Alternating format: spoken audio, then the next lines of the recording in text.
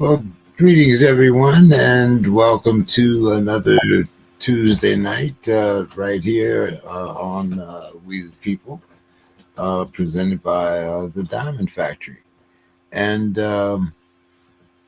tonight we're going to talk a little bit about Project 2025 and A Tale of Two Cities.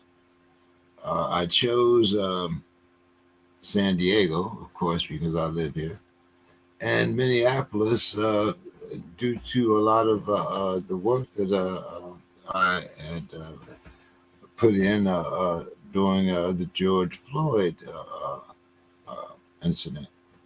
And so I wanted to use those two cities as a kind of a conduit to show how this Project 2025 works. But during that particular time, I have found that I had been totally uh, misplacing Brother Derek. I thought he was in the D.C., Virginia area, and he is actually in Atlanta. And so that brings a whole new dynamic into this conversation. And we'll kind of deal with that a little bit later on. But I did want to get into my little monologue. And once again, this is my opinion, not necessarily the opinion of those of the panel. But tonight, we'll pull back the curtains on a blueprint. And that blueprint doesn't just reshape Washington, but it reaches deep into the streets of Minneapolis and the neighborhoods here of San Diego. Project 2025, it's more than a policy document. It's a quiet revolution disguised as reform, promising order while dismantling overnight the speaking of liberty while tightening controls. So we ask, what happens when federal guardrails vanish and cities are left to police themselves? What happens to black and brown communities when uh, equity off excuse me when equity offices close, when clinics disappear, when Title One dries up, and when the metrics of justice are redefined by ideology instead of evidence? Um, in San Diego, we have redlining, which has brought zoning laws, and in Minneapolis, where the ink is barely dry on a DOJ consent decree. Uh, the conversion isn't hypothetical, it's imminent. Tonight, we'll examine the Project 2025 America, what it looks like from the ground up, and from the classroom to the clinic, from the patrol car to City Hall, because before we can fight back, we have to understand the playbook. I see Brother Derek is down here in the queue. Let me grab him, and I think that's Brother Masada down there also. Uh, Brother Derek, how are you doing this evening? I'm good, James. Good day to be alive, despite all the craziness, and good to be on the show. Every day is a good day, but Amen. as I said, I had your geography all kind of twisted here. I thought you were still in the D.C., Virginia area, and you're right down there in the hotbed. You're right there in Atlanta. I'm in the A. Yeah, I've never been in D.C. I used to go up there a couple times a year, but that's the difference in difference in me and the people, all the political people working inside the belt. I mean, I'm out in the real world, the real people, the real issues. This Delta, coal mine country of Kentucky, South Florida. You kind of going in and out there, brother Derek. Okay, interesting. Let me turn up the volume a bit. Okay, is that better? Yes, sir. Yes, Okay, sir. yeah, Uh, yeah. I'm sorry. I was just saying. Yeah, no, I wasn't in the DC bubble. I went up there a couple times a year for meetings, but I'm out here in the real world, in the 8 southeastern states, from the Mississippi Delta to Miami and South Beach, up to the Kentucky coal miners, all that whole area. So yeah. all right. Brother Masad, how are you doing this evening?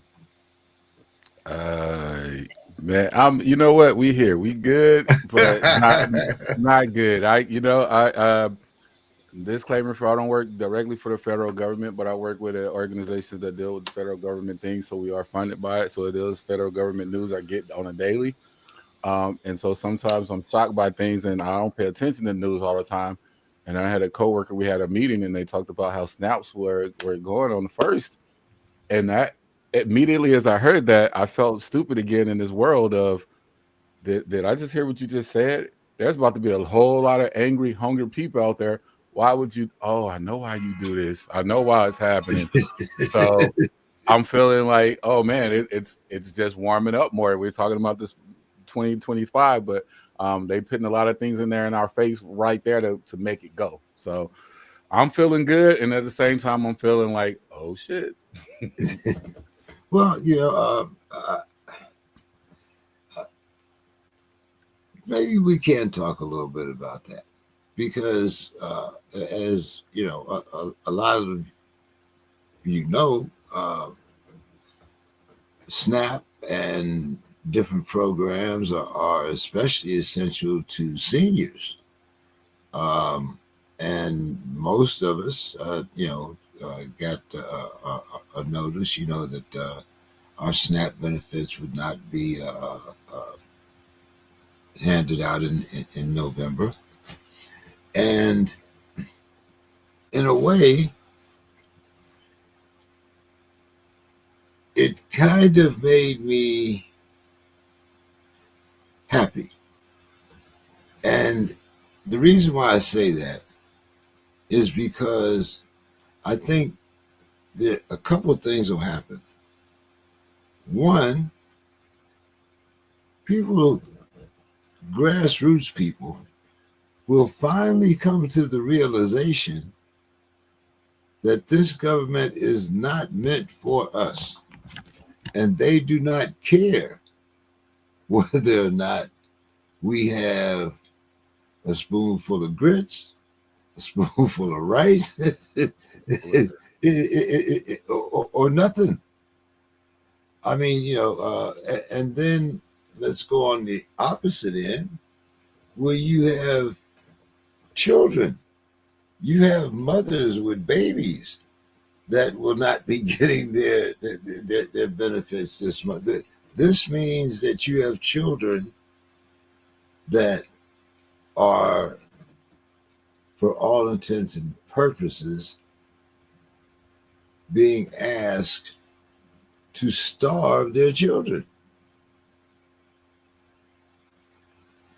Now, Derek, you know,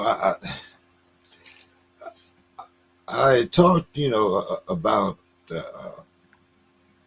when, you weren't allowed to pass out water uh, to voters standing in line. Now, I don't know the, statistics in Atlanta, but I know that there are only a certain amount of food banks here in San Diego. So on the first, these neighborhoods are going to be overwhelmed. These food banks are going to be overwhelmed. A lot of these organizations that supply, food different farmers markets. A lot of these agencies will no longer be funded. So,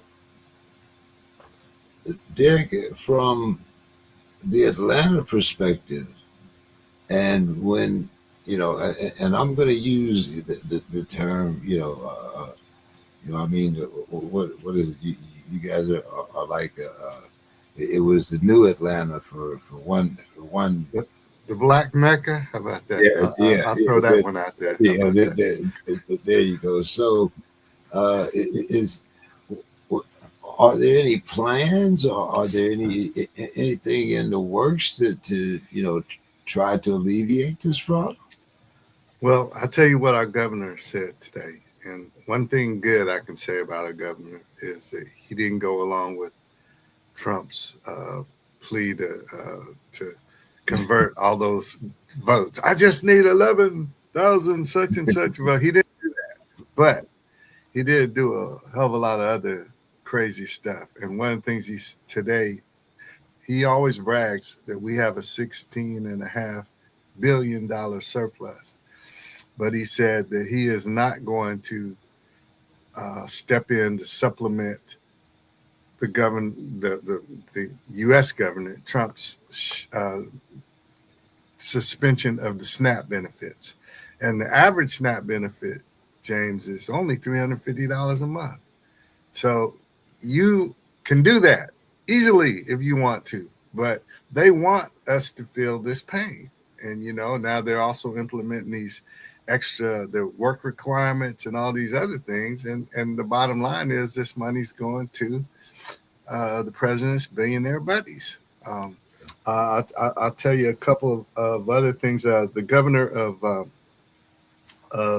Michigan, Gretchen Whitmer, and you all may recall that there was some militia who had this plan to capture her, Yeah, perhaps kill her, but certainly hold her hostage. And there's lots of militia in Michigan. But she said this week that her state feeds 1.4 million kids on SNAP, and of course that's going away.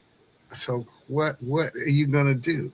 Another thing that's worth mentioning, I want to share is that so if things continue as they are planned in Head Start, where a lot of our kids, critical to our kids, right? Because you're already behind. So that's why we have Head Start.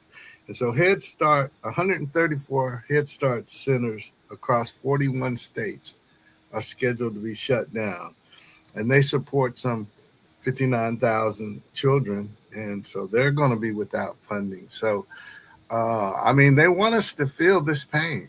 And they really do. And they don't care. And while I'm not a Democrat, I'm not a Republican, but I think there's a real difference in saying that the lesser of two evils, because those folk are not they're not that cruel, because this is a lot of their base. Although Trump's base is going to get really hurt in this, because the rural communities, and there's so many poor white people out there. Black people, they voted for him. They're going to be hurt, a lot, probably a lot more than many of us in the inner city, because we used to struggle and not have it. Yeah, that's where it is. That's the key point. You brought up everything. My little argument, or my little sentence I was about to say. I know it's affecting older people, and they think it's affecting us. I was happy with you, James. Well, first of all, hi everybody too. I didn't even say that to you, Derek, to you, James, hi, and all that, but I was just getting right into it. What you said earlier, you said you were kind of happy. My feelings or my emotions are mixed with it too, because I am happy. When they told me about it and we talked about it, my first thing was, in a good way. Like, now you're about to wake up. When they say sleeping giants, we've been trying to wake up. Now you're about to wake up people who they didn't think it affected them, and people who thought that they were on that side. They thought it was a race war, a color war of, I'm a good old white person. It's not affecting me. Now, a lot of them that have guns and a lot of them have anger issues are about to be more of, why are y'all doing this to us? And now it goes from us to, oh, y'all are doing it, to y'all are including us with everybody now. We're not on with y'all. And all that can do right now is it's gonna burn and it's gonna hurt, but every bad thing can lead to great things. And I think we have to do this, because now people can't say it doesn't affect me, because it's about to affect a lot of people. He just read the number of head starts it's affecting. Thankfully out here, so part of the programs we're with, we're covered, but we're not covered for long. We're covered. I think they told me until like July. I had a parent ask me the other day. They said, "How does this affect us?" And I said, "Right now, we have a great CEO. We have a great company that they plan for this, and they're trying to hold out. But you're going to hold out for so long, and then when it affects the more people, it's like a real domino effect. The more people it affects, the more we have to unite. The more we will unite, and the more it's not okay. It goes away from Republican and Democrat. It goes away from black and white, and it goes to what it really is: the have against the have-nots. I've said it all the time, and now people are really still. Once again, I'll keep saying it. They're finding out you thought you were a have. You're a have-not. Absolutely. I feel you know exactly what you're saying here, but you know, like it also goes to me even a little deeper when you talk about kind of spitting in the face of the masses. Um, there are contingencies built into every budget, uh, isn't there, Brother Derek, where uh, these programs can be funded temporarily. But I, I seem to be perplexed here because there are things that are happening that has never happened before.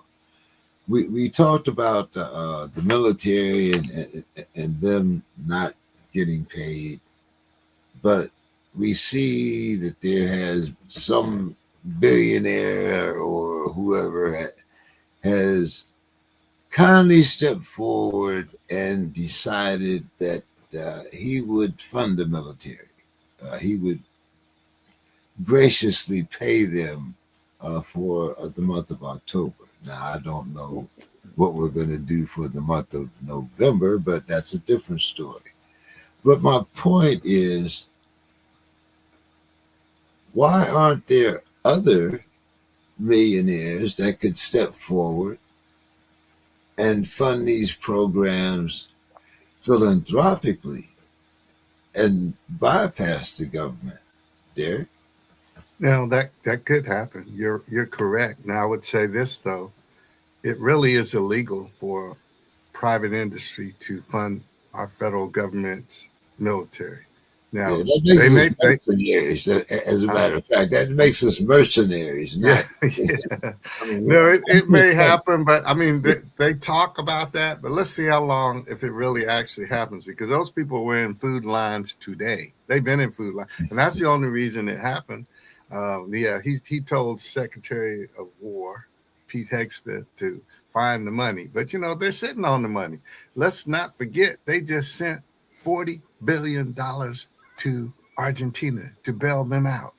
Argentina's been bailed out more than any any other country. And what's that about? See, and you know, even the white farmers, most of our farmers are white, but the white farmers who raise all this beef and cattle, they're pissed off because that's cutting directly into their revenue. And so, you know, that's to me, that's one very encouraging thing about the No Kings marches that we had last week. There were mostly out there, it wasn't people that looked like me and you. It was those folk pissed off at their government. You know, and you this country has been allowed to piss on you and me and black and I would say yellow people, brown people, yeah, but not them. So I think there is an awakening, and we had to get to this place to for it to happen. uh, Masada, Brother Derek brought up a very good point there. We can send all this money over to Argentina, uh, and uh, this is definitely cutting into our beef exports, our farmers, and cattlemen. You also have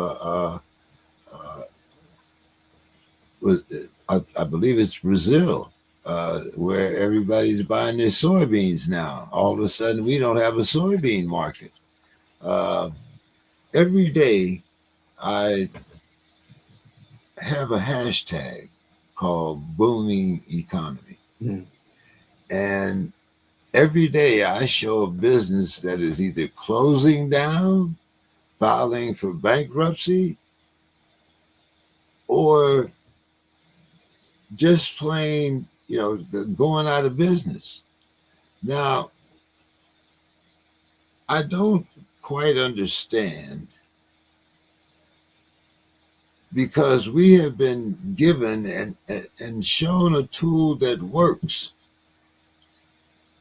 and that's the power of the boycott.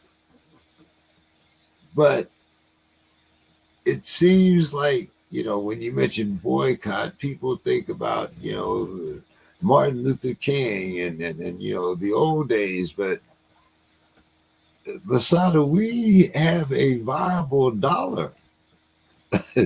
We, if we would spend our money with us, or at least, I mean, I've been part of this Target boycott for months now, and you can actually see where some of these companies are actually hurting because they missed that black dollar.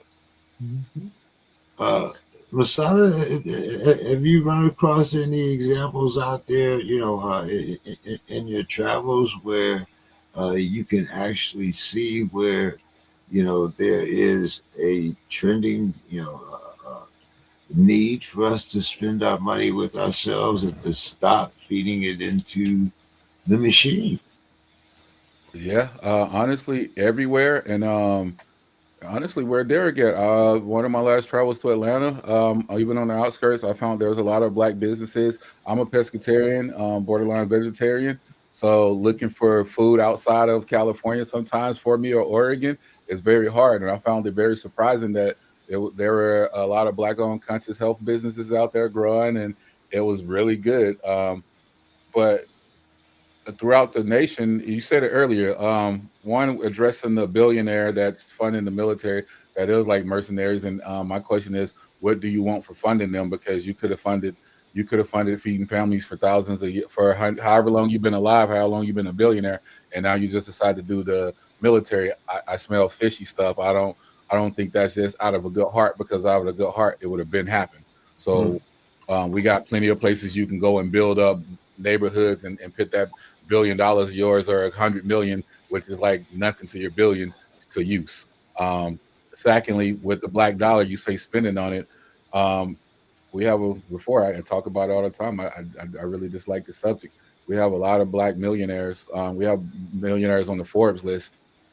So, and the argument is they're doing this or they did that, and I'm like, cool, but you have local people who don't have that many millions. I don't know. I'm not counting nobody pikers, but you have people like a Slim Thug, or people like Paul Wall, and them. They're doing things in Texas and building communities. And I know there's a few others I'm missing, but we have so many. Why can't I name everyone? You know what I mean? Mm. Um, Killer Mike did a tour. I forgot the white guy he was doing a tour with, but he was trying to, while on the tour, all he wanted to do was spend his money, the black dollar, with the black man, with the black business. And it was so hard for him to find weed and spend it right with us. It was hard for him to find a lot of different things. Now, mind you, he would go from places like Oklahoma, Indiana, and all that, or Idaho and all that. And I get the different crowds and all, but some places in America, we have. I've been to 44 states. Some places we are not only the minority, we are like the 0%. But then there are some places we are the majority, and in those places we aren't the majority business owners. We aren't the majority anything. And if we go to a black business nowadays, we always have a this impression that we've given to ourselves or we let other people put on us about the black business isn't that good, the stereotype. And sometimes, unfortunately, we live up to it. I went up to LA with an old friend. I was taking her to see her brother in a home. And for me to take her, it was like the deal was we'll go out to eat. She's going to pay for it. She only wanted to go to black businesses. I can only eat seafood, vegetarian food. I'm cool with that. I love soul food. LA got a lot of choices. We go up there. It says the place opened at 11 o'clock. I'm with the old black lady who just drove from San Diego and went visit her brother. Y'all know, they want to be at home. They want to be on their timing. We get to the restaurant. It's 11 o'clock. We give it to 11:05, 11:20. She's like, yo, I'm ready to go. We calling, they're not open yet. I'm like, let's give them a chance. I'm looking for places now because she's pissed. They open at 11:30, 30 minutes past. That's fine. We get in there. We look at the menu, the big menu they have up. She wants cornbread. I want cornbread. Like, this is real vivid. I'm telling it because it's really vivid in my head about black business trying to get a black dollar. I want cornbread. She want cornbread. We wanted. They had potato salad up there. Everything we wanted, they didn't have. Why is it on the list? Okay, sisters, y'all just open. We gonna order this. Bring it to us. An hour later, we get our food. And we see several customers come in like that and be disappointed and all. And it was like, well, I still want to do it. And we still did it. But the point of that whole story, everybody, is that nowadays it's like the phone or internet. Everybody wants everything now. Everybody, it's like Amazon. It's like Target. We want it quick and easy. So now it's the inconvenience when we are trying, because sometimes we don't come with that business mind. And when we're trying, if we don't get it quick and easy, we're quick to look at each other and say, I'm not going back to that black business. But if Starbucks is running late, or one of these other businesses I don't want to name, but one of these other white companies, we give them slack because we're like, oh, they're used to this, or they're busy or something like that. So in both those scenarios, we have to look and do better. They have to do better. We have to do better as a business catering to each other, but we also have to do better as a business going to each other and understanding business and trying to help that person. So what we did was told them we would be back, but we were hoping to better. We told them what we didn't like and gave them advice, and didn't do it in a nasty way, and still was there. So that's what we have to do to try to build each other up. And I find that's hard for us because we're not known for that. We're known to not give each other any chances. So I think we need to give each other chances, and somehow it's not a plea no more to none of these black millionaires and thousandaires and all that. But somewhere in the line, we do got to help each other, because once again, they had Black Wall Streets and Central Parks and things that we could talk about in history when we had less a little bit. We had less, and somehow they were able to do more. Now we have more, and we have more of us with more, but now we have less. It makes sense. That's a good point, because even though we have more, the thing that I find,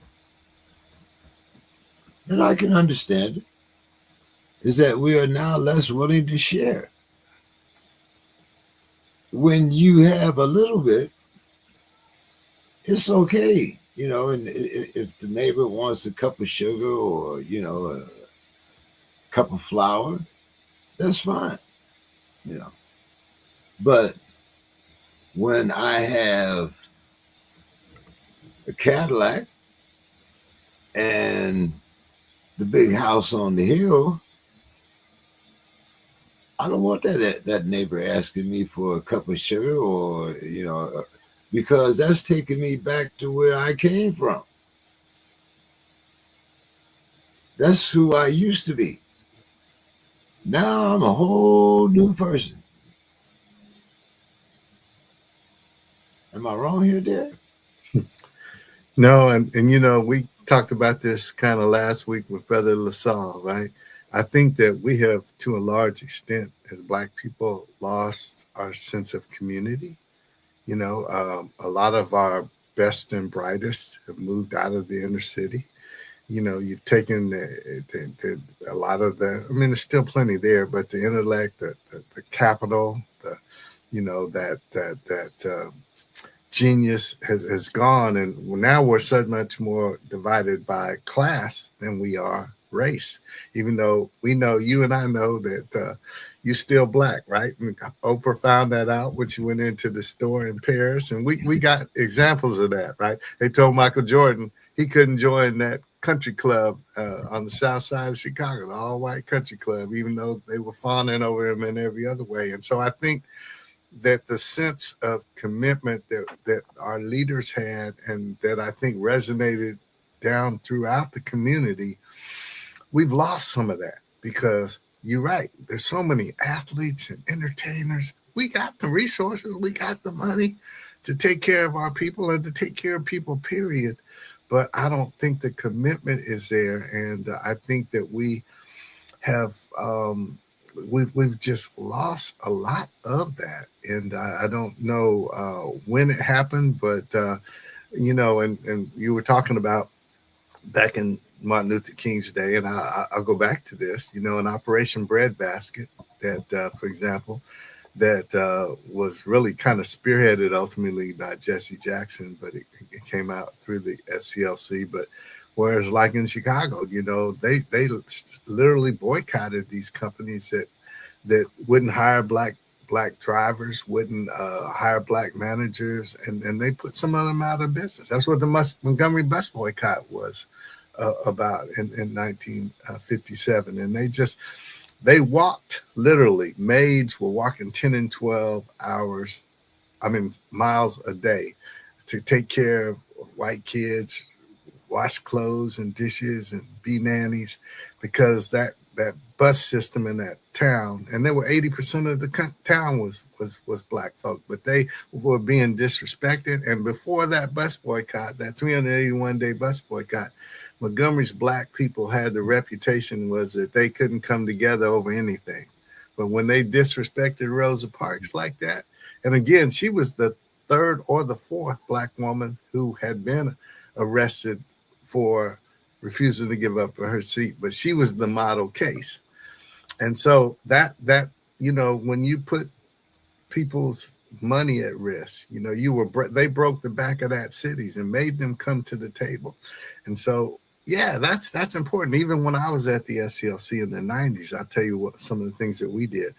My old boss, who did the benediction, Joseph Lowry, at the end of Obama's first administration, and he instituted something called "Teach Our Dollars Some Sense." And his whole thing was, we need to put our money in black banks. We need to be like the Jewish people, and have that money turn over 7 times in our community before it leaves our community. So he was teaching things like that. And another economic initiative that we had, we pressured and challenged companies like Publix, Shoney's, and Texaco to sign these economic pacts, because they said, look, you're going to come in our community, you're going to make all this money, and again, you're not going to hire us, you don't have black vendors, you don't have black store managers. And so we signed $400 million compacts with them that where they had these metrics to institute these equity sharing opportunities, or we were going to go back to the streets on you. So it's effective. And Jamal Bryant from Atlanta, of course, the one that really is driving the Texaco boycott, he came up through that system. Because I remember when he was a pup minister out of Baltimore, coming down to celebrate the King holiday with us and lay the wreath at a 20-something-year-old. So he's learned that. So it still works if we as a people are willing to, to bite the bullet a little bit and sacrifice and give up some of those conveniences. That's commitment on both sides. It's not just our millionaires or billionaires. That's right. It's all of us to be able to commit it too, because the thing that happened was when James is talking about you get the Cadillac and you go up on a hill, it just didn't change because now I'm up on the hill and I can't give you sugar. What happened was I got on that hill, I got that Cadillac, I gave you some sugar, I gave you a whole bag, you didn't bring it back. Then I gave you another bag, you didn't bring it back. I let you use my Cadillac, it came back flat, came back with Hennessy stains in it. And now I'm like, okay, I'm not giving that to y'all no more. And then now we are fighting each other because we both don't want to realize, okay, they're giving, we have to do better as well.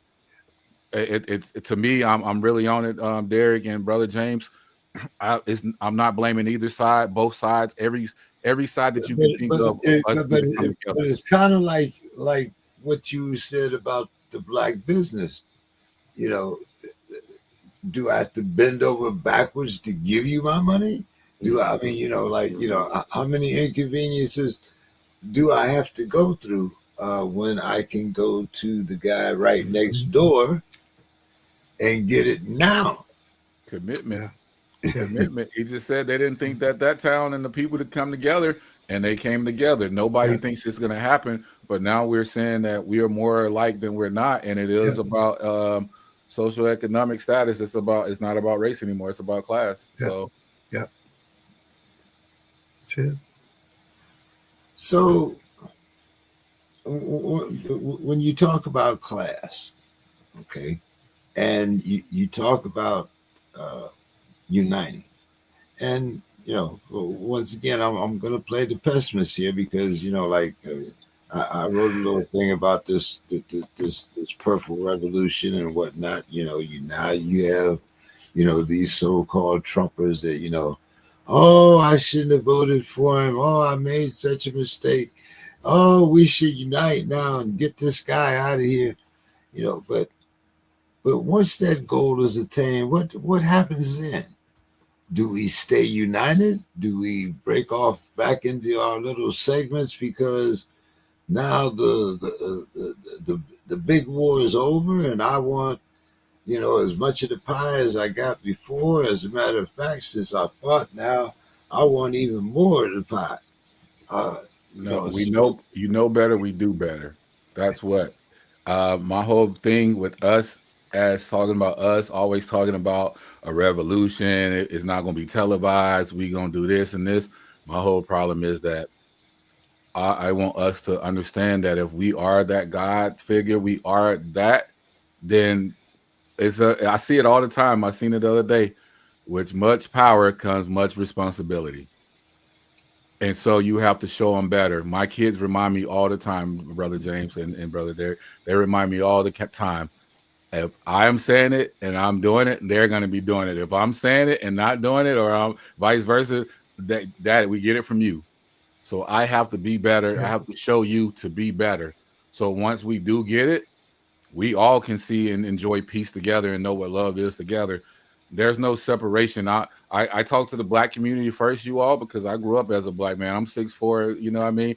I remember being 12 years old with a trophy bigger than me and the cops pulling me over and my mom and grandma on the block looking and wondering what the hell's going on, scared. And so I talk that, and my kids, I always say they mixed and all. I love the world. I've been around the world. When you travel, you understand we are all one. I always say between Malcolm and Martin and all that, Malcolm knew it before Martin. Martin knew it before Malcolm. Malcolm had to go to Mecca and learn it and see it. I know it. I learned from them. We have to get together first. Once we get together and know how to, they had a study on that black dollar. You said the Jewish dollar goes out 7 times. I want to say, I want to give us one, but I can't even bet if somebody give me $1 million to get it right. I can't even bet that it was one time that the black dollar stayed in the community before it went somewhere else. So we got to do better. We got to understand that when we get in that power, we get in that position of whatever people call power, that responsibility is great. That great responsibility is, I get tired of hearing we should learn from our past. We should learn from history. We never learn. Every person gets in position and gets in power and does the same thing. When we talk about this 2025, with the snaps, with everything going on with healthcare, with them taking DEI and all that, you got to cause anarchy. You got to cause chaos to cause fear to get control. And that's what this is all doing. It's everything, every tactic that he's leading up to is trying to spread fear and control. And what it's really doing, though, is showing people that Michael Jackson said it and Tupac said it, and I'll say right here, they don't give a fuck about us. And once they start saying that us includes us as in United States, like, oh shit, you mean us powerful Texans folks gonna feel it? You mean us Alabama folks and Mississippi folks and and Ohio and Kentucky and Virginia. You mean us folks? North and South Dakota, everywhere. Yeah. Oh shit. North, South Dakota, Montana. Mhm, Oh, I'm filling mhm, it up here, boy. Yeah. Oh shit. West Virginia. Yeah. Oh, now it's gonna be what we gonna do. What we gonna do now? You know what I mean? You ever been in a situation with somebody that says I, and then they need your help and they look at you and be like, "What we gonna do?" That's right. That's right. That's right. That's right. I can give you a few examples, but anyway, there, Masada says something, that it took me back, to the kind of old days, about the revolution which shall not be televised. But this one will be. But that's what I was thinking. I mean, when you look at, like the Vietnam War, for instance, nothing happened until it was televised. You, you look at the different Rodney Kings, George Floyd. Nothing happened until it was televised. Absolutely. Well, in 1963, when they turned the fire hoses on the children in Birmingham in the Children's Crusade, and which knocked some of their eyes out. You knocked them on the ground, and remember Bull Connor and the German Shepherds? And, so because when that was televised, and it embarrassed the hell out of America because, companies, China and Russia, the communist companies say, see how they treat their people. These are Americans, how they're treating the black people. So, and back, if you go back to the 20s and the 30s, when a lot of our great stars went over to Paris and Europe because they wanted to escape this racist system. But what I'm saying is America had held itself up to be this, bastion of freedom, justice, and equality. And when it was shown that it was not the case, then I think it touched a lot of even white people. There are good white people. I know a bunch of them. Okay, we have a lot of white allies now. Question comes down to how much. I know a lot of good black people. Absolutely.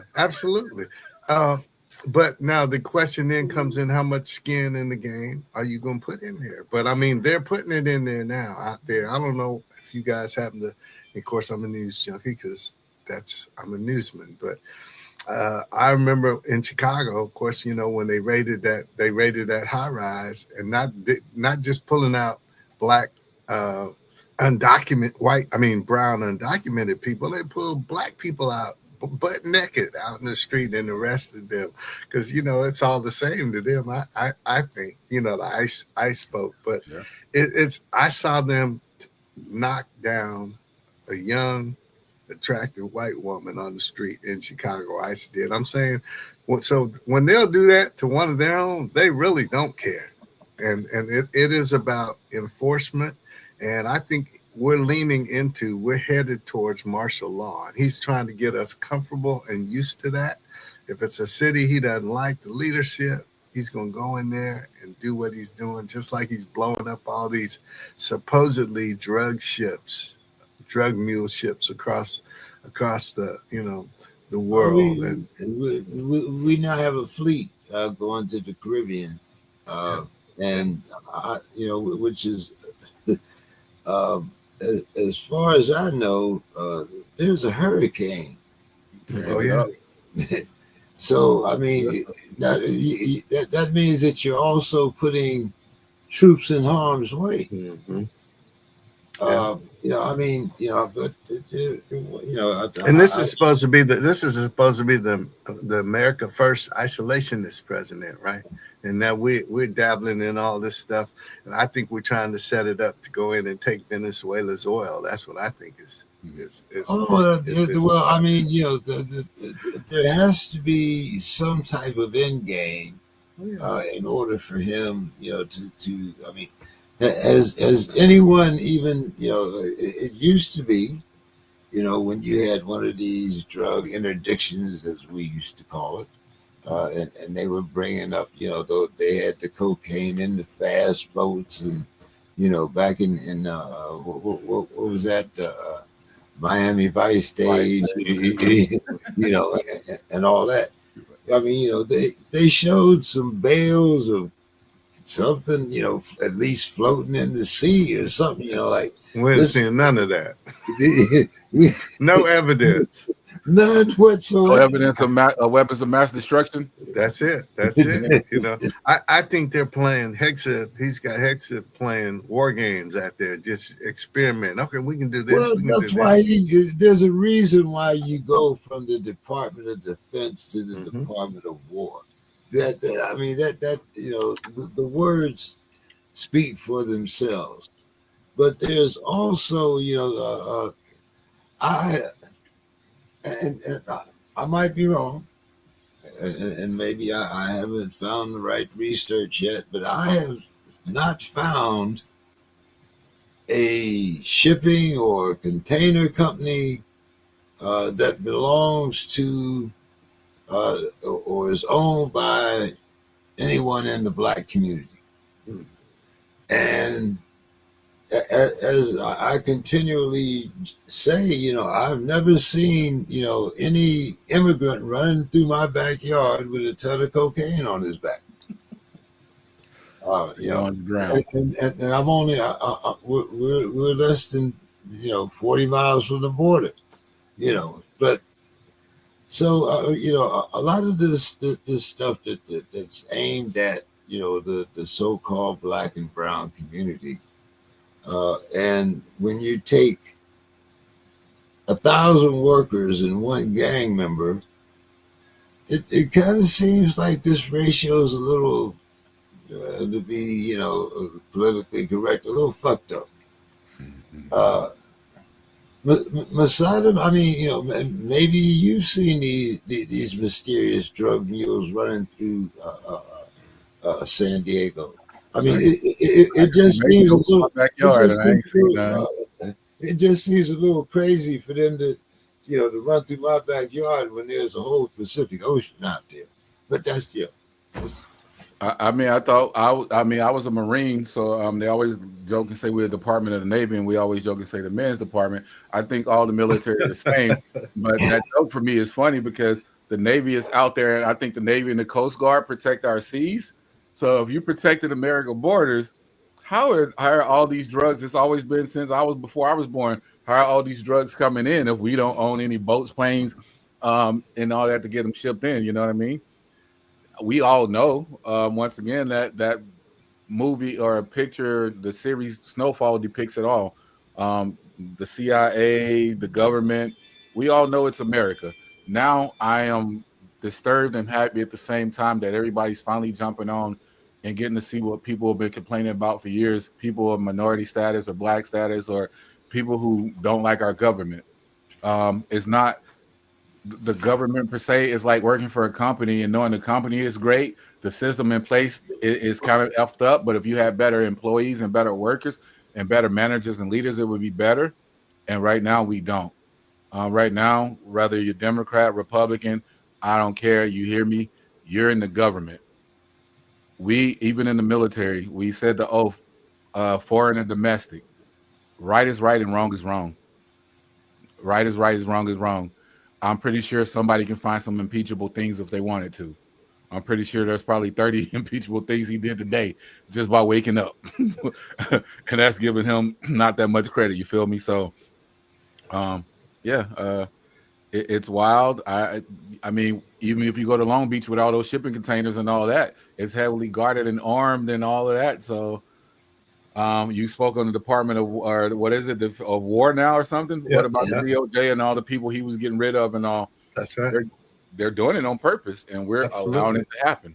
Yeah, removing the guardrails. And again, when Nixon was impeached and run out of office, it was the Republicans that ran him out. But these Republicans are spineless, and they're complicit, and they're going to do whatever he says. Bend over, lube yourself. They're doing it, and so that's just kind of what I think we threw the lube away a long time ago.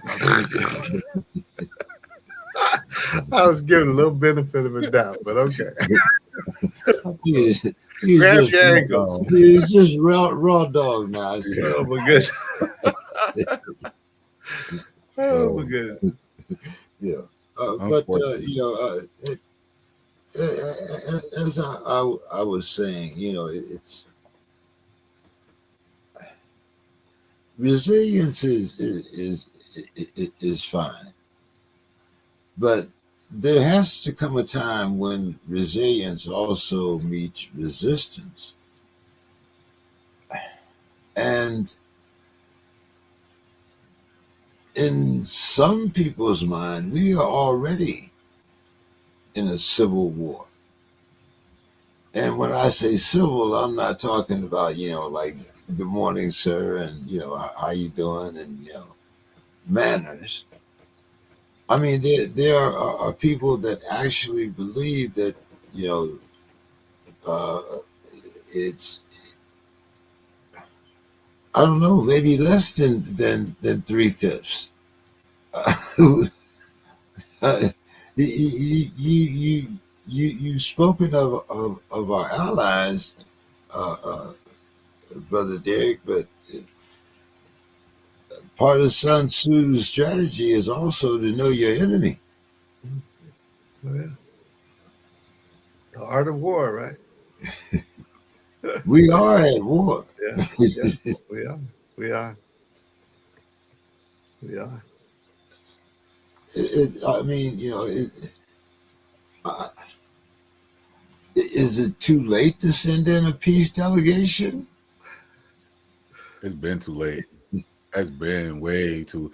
People, I mean, you can't have peace with people who don't want peace. Hmm. Hmm. going back in history again, everything that we've taken, we taken by conquest. So, why do we have to be so civil now? Um, and we've learned that all wars are not waged uh, on the battlefront, but some of your uh, most effective wars are waged economically. And uh, as we were saying before, Derek, now we have the farmers, we have manufacturing that is leaving here in droves, things, all these things that we have been promised. But the one thing that has increased is surveillance on the American people. Mhm. Now we we kind of went through this, we meaning us, with Fred Hampton and Mhm. Snick and all every The organization, SCLC, all of them. right? Yeah. A Mhm. lot of those, Deacons uh, of Defense, keep going. Yeah. yeah. I mean, Yeah, Yeah. and they were either bought Yeah. off Mhm. or annihilated. Yeah. Now, you spoke of martial law, and we see ICE in, for some reason, I don't know why, we see ICE in all of these blue cities. That's it. That's it. You know, uh, I haven't heard of them going through the Russian neighborhoods or Nope. Nope. any of those neighborhoods, because none of those people are illegal. Uh, Mhm. but Derek, I mean, once again, do we have the tools as a people to go to war? We don't have the tool. I don't think we have the tools to go to war with guns and weapons. I mean, we could, but you're not going to win because you're, what are we, 12, 14% of the population. Remember when Obama was elected, more guns were purchased than any time in our history. So, they got tons of guns, and not to say we don't, but I'm saying there's different ways to win the war, right? And I think we have to employ those, but we have to get on the same page, to do it. I'm going to recommend two books that you brothers may want to think about reading if you have not. One is Confessions of an Economic Hitman, and that's how we've gone in and taken over these countries, taken over their finances. You cripple them, you devalue their dollar, you take it over, and you that dollar goes to your coffers, which is what we did in Iraq with its oil. And another one called Repeat the first one. Confessions of an Economic Hitman. And this was one of these key government officials, undercover government officials who was deployed to do just that. And another one was called The Creature from Jekyll Island. And this is when these top businessmen in the country, Getty and DuPont and all these people, about 12 of them went to Jekyll Island, Georgia, and they met. And they created the Federal Reserve Bank. And I tell you, the Federal Reserve Bank is nothing federal about it. It's a private enterprise all over the country. And so there's a lot of stuff that, happens that we usually don't know about. And we're just pawns in the system. But knowledge is power. But now, and we've spoken this before when you talk about economics. To my knowledge, Derek, is there only one black bank in America at this particular time? There are more than one. There are more than one. I don't know how many there are.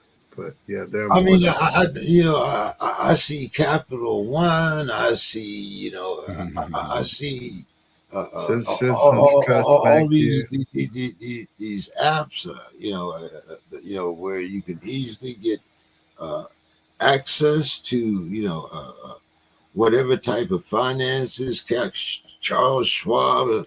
I'm sure there's some Fidelity and all those people. Right? Yeah, I'm sure there's some black stock companies, own stock companies and whatnot. But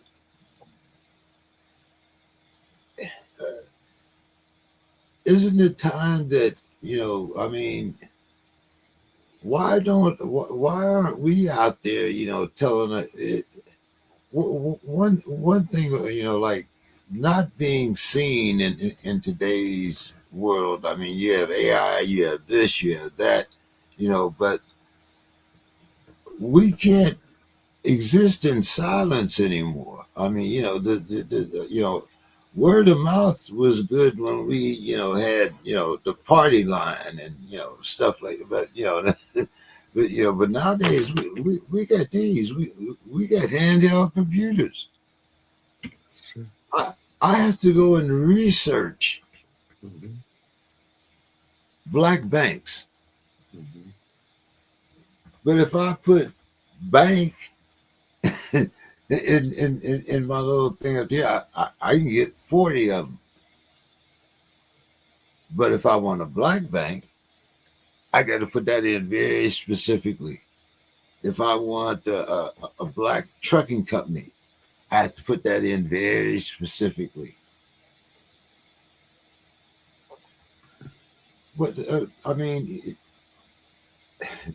are we still trying to use Dark Ages methods in a modern society where, speed and recognition is everything? Masada, he got you right here. Go ahead, Masada. It's influence. We have the greatest firepower. You fighting. I was with you all the way, Derek. I wasn't thinking guns and all of that. I'm thinking in any aspect of a war, we have the greatest. Number one, we have influence. We are the influential. Nothing happens without us doing it. Yeah. Nothing. So the greatest firepower we got is, y'all said, the dollar takeaway. Listen, I have to say this because I want my brothers and everybody to understand when I say my warriors and my brothers. I'm not knocking no entertainers, no nothing like this. This is what I'm saying. The reason I say them is influence. Yeah. Imagine if you take away their power, us taking away, we're not watching it. We're not watching it. We're not spending no money. We're not doing it. Them, they're not playing. They're not doing nothing unless they get the power. That's how you give the power. They might not give you 100% of it, but after 2 months of This is gonna sound ignorant but real. I gotta be hood. I gotta be me. I try to be as professional as I Do can. you? Do Out you? there. But like my shirt says, "Be you, not apologetic." Right? Yeah. I love all my people. I love everybody. But whoever the hottest white boy right now in the NFL or NBA, you think if it's like a whole bunch of NBA of them, they're gonna watch that. If all of us, Stephen Curry's and LeBron's and all of us pull out, Yeah. what are they gonna do to y'all? They gonna take away your $1 million contracts? They may, but after 2 or 3 months, 5 months, when ain't nobody watching their NBA no more, because y'all say Jerry West on the logo, but who?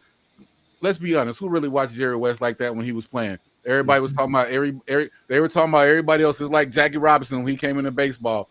They might not want to say his name, and they might want to say Babe Ruth is like the greatest slugger in the world and all that. We know. I mean, they're making Shohei the example now, but we know you can't take away a Barry Bonds, a Griffey, or all of that. So my hitters, I don't like to say that word no more, but my hitters, if we really wanted it, we got the greatest firepower in the world. We got influence because they up and gave it to us. If all of us come together and say we ain't playing until we own a percentage of a team and y'all make us owners, what you gonna do? You not gonna get it's so many levels for it, and it's scientific, and I'm so sorry because I do love everybody, but I'm not watching a whole bunch of white chocolates on the court. I want to see Embiid's and Giannis's and all of them, and they know this. I know this. We all know this. So that's why I get so frustrated. That's why I speak out. That's why I'm always talking to them and talking to everybody because I don't know if people actually are talking to them to get everybody together. They probably live a different life, a fast lane. You're not worried about different things and you're doing your part. Because even the Bucks, I remember for the George Floyd and all that, they stopped playing. I get that. What's the next steps though? If that don't work, go higher for the boycotts. They boycotted. I do believe in local. What was they? They weren't cities at first, but then they went up to cities, and then it went up to state was boycotting, right? And it was felt all the way around. Then the nation got into it. Boycotting a game or a season is cool, but imagine really taking power. And I'm telling somebody, as in if that was a whole bunch of me's and we all sat back, what are you gonna do without us? You can do it for maybe 3 months. That stadium, them bills gonna come in. Them people want to go and see somebody play. They want to see some hotness. Give me a percentage of that, and then that's how we can start building back again. Yeah, absolutely. But I digress.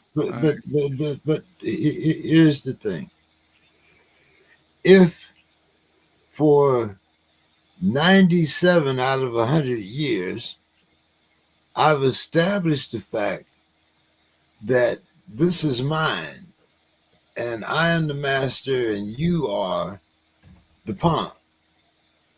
How am I supposed to undo 97 years of habitual behavior? Word of mouth. You said word of mouth, and I said this. This is faster. Education. You know it now. We all know it, man. Listen, we're on here on this. There's no secret in the world about us being oppressed. There's no secret about who has the power. That's why I said what I said right now. Everybody can not love me or hear what I say, but they know it. You're gonna go see a Michael Jordan or LeBron over or Jerry West or somebody else, and that's no disrespect. Just facts. So how are we gonna do that? 97 years, and that 97 out of 100, that 3 years to the 100, we got cell phones. We got, what'd you say, mini computers in our hands? Yeah. There's no more, how are we going to do it? We can do it now. They know it. They just, somebody else besides you or me. Listen, Brother LaSalle talked to me the other day, and he said, I had somebody tell me all y'all doing is talking. And I said, first you got to talk about something to bring it out and bring it alive. Somebody hear you talking about it, then the other person with the power. We all can't do everything. It's going to take all of us to play a different part. It's going to take another influential person. It's going to take another millionaire. Somebody asked me about a rap person one time, and I don't like to say their name. I don't like to speak on people. And they said, what you want him to do? Call all his friends and say, yo, do this? I said, yeah, why not? If everybody loves them as the number one and they do whatever they're going to say, what's the harm in that? That happened many years ago. Call all his friends when he wanted to give a party, right? He called all his friends in. Yeah. So, I mean, and then, if you got big companies and all this, make a call or two. That spreads. So talking about it helps, but planning it helps, and other people getting aboard of it helps. We need everybody to play their parts in different parts, and that's where we have to let go of ego. We have to let go of greed. I I've been wanting to say this, brother James and brother Derek. So y'all got to hear me out. Hear me out. I'll take 2 minutes at a time, and I'll be done with it. Right? Because people are always asking me, what do I want out of this? They're always asking me, why do you say not apologetic? And I tell them it's a war cry. We are not apologetic. I want you to say it loud. I want you to say it proud. Not apologetic. We don't kneel before greed. We don't beg for freedom. We claim it. We don't whisper truth. We roar it. This world's been fractured by ego, sold to the highest bidder, bent beneath the weight of lies. But we are the dawn breaking through the smoke, the silence before the storm, and the storm that follows. We rise, not to destroy, but to build, not to conquer, but to unite. We fight for free education that frees. We fight for healthcare that heals. We fight for leaders who serve, not rule, for a planet where every life has worth and no one's left behind in the shadow of another's greed. We are the children of defiance, the builders of a new dawn. Our allegiance ain't to flags, it ain't to profits, it's to humanity, to truth. I spoke on truth the other day, to being real, to each other. Let the old world tremble. Its empires built on fear will crumble under the weight of our unity. We fight not with weapons, brother Derek, but with wisdom. Not with hate, but with heart. Not for dominance, but for deliverance. And hear me and hear this. Not apologetic for me means freedom for the soul. We believe in this world, you should be whoever you want to be. Do whatever you want to do. Love whoever you want to love. As long as you're not hurting nobody, be you, be real, be not apologetic about it. Because me, Masada Ellis, I believe we are all gods and goddesses. Divine, powerful, limitless. Wake up and see it. It don't matter about your color, your past, your name, your scars. You are you. And that's enough to change the world. So rise with us, with me. Stand tall with us, with me. Speak loud with me, with us, for you, for us. Be free, be fearless, and be not apologetic. The world will remember because we are one. And that's what I be wanting to tell everybody. Because everybody keep talking about you too loud, you too this, you ain't educated, you ain't. Fuck all of that. I'm gonna get ignorant at the end of it. That beautiful thing is not ruined because I said fuck that. Because we need to wake up, y'all. I am here for all of us. We are here for all of us. You got me with that, brother James. You said, how are we gonna do that? There's no more secrets. I have 3 of these things right here, and I'm on one right now. There's no secrets in the world. We got headphones. We got what are we talking about? Yeah, we have all of that, and brother Derek, I share, brother. There has to be a way, for us to be able to be free men and women without having to be apologetic about it. Absolutely. Absolutely. Why don't you give us your final thoughts before we go off there, brother Derek? Well, sure. Yeah, I mean, I think that when my children wears this shirt all the time, unapologetically black, and we don't need to be apologizing for who we are. And I'll say this again, as a Christian, we are who God created us to be, and we just have to live into that and be that strong, indomitable force that we are. And I think that because we are so resilient and so strong, that a lot of people do fear us, but we don't have this desire to dominate other cultures. We want to love people, but we want to be loved back. I remember when Doc Rivers, you were talking about when they boycotted in Milwaukee after George Floyd. And I remember, I don't know if you guys remember this, and I write about it in my book. He was having this press conference afterwards and talking about why they weren't going to play. And after they had just seen that guy over in also who had been shot in the back, Jacob, I can't remember his last name, by a cop just getting into his car 7 times. But Glenn Rivers said, tears welling up. He said, I'm just tired of loving a country that can't love us back. Now, I do love this country, but I think it's like we talked about maybe last week. It's like our kids, you know.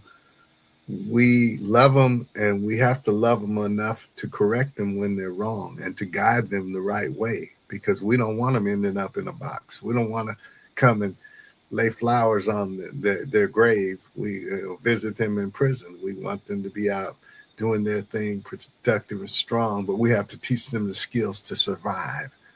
And so one of the things I did want to say in leaving is want to talk about, again, the Affordable Care Act.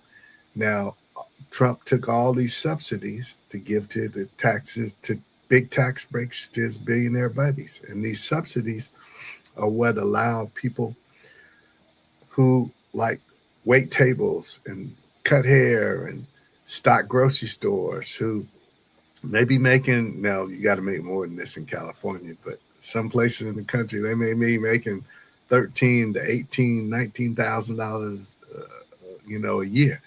And they can't have a car, have an apartment, and eat and have health insurance. So these subsidies allow them to get health insurance, sometimes for $50, $75, $80 a month, because people who do have more are supplementing that. And so he's taken all that away, because again, I think he wants us to hurt.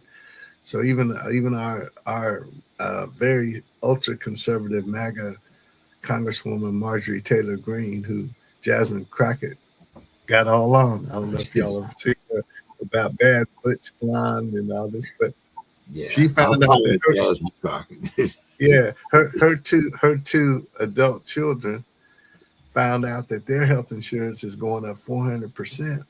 And so it's going to be a whole bunch of them are going to get sticker shock. So we're going to lose of the 22 million people that have affordable health care. They won't be able to have it. A whole bunch of them won't. And what's that going to mean? They're going to wait until they're so sick they have to drag themselves into the emergency room. So, he doesn't care about anybody. I'm not sure he cares about his family, but so we are in this thing, and I think we have to be in it to win it, but we had to get uncomfortable, and the reason we're doing what we're doing, and it's important. The first stage is information. We got to make sure people know we are in a crisis. We're in the fight for our lives. We're in the fight for this country's lives, and it can't just be that group of people and this group of people. It's going to take all of us who are being victimized and set to the side for the upper 1% of people. So I'm glad we're doing this. I thank you, James, for continuing to put this forum up here so that we can, and we're going to grow it. We're going to keep growing it. Usually I'm kind of satisfied letting you guys give your final thoughts, and we kind of sign off. But tonight, I have to make mention, and Brother Derek, I'm sure you may not have heard about this yet, even though we all know you probably have. But this week, due to the renovations in the White House, we have moved the bust of Martin Luther King from prominent display in the White House. Now, first we have the utter disrespect for the portrait of former presidents, because, as we know, Obama's portrait has never been hung in the White House during his administration. We also have a plaque that was dedicated to the police officers that were hurt during the riots of January 6th. We all remember the brother that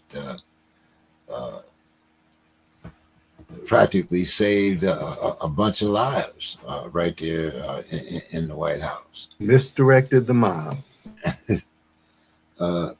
and if you don't notice the subtleties, then maybe you should at least feel that slap in the face. We have a black admiral that has resigned because of not wanting to follow unlawful orders. But in the face of all of this, there's one thing that we have to remember, and I know it sounds really crazy because a lot of persons have lost faith, but I truly believe in the power of the vote. And if we are going to be heard, we have to start filling the ballot box. We have to start voting for ourselves and not let other people vote for us. And if you don't understand what I mean by that, then keep coming back. We'll educate you. Have a good week, everybody. Brother Derek, Brother Masada, I want to talk to you after things over. And Brother Derek, hang around for a minute. So thank you, everyone, and I look forward to talking to everyone again next week, right here from We the People. Peace. Have a good weekend, everyone. All right.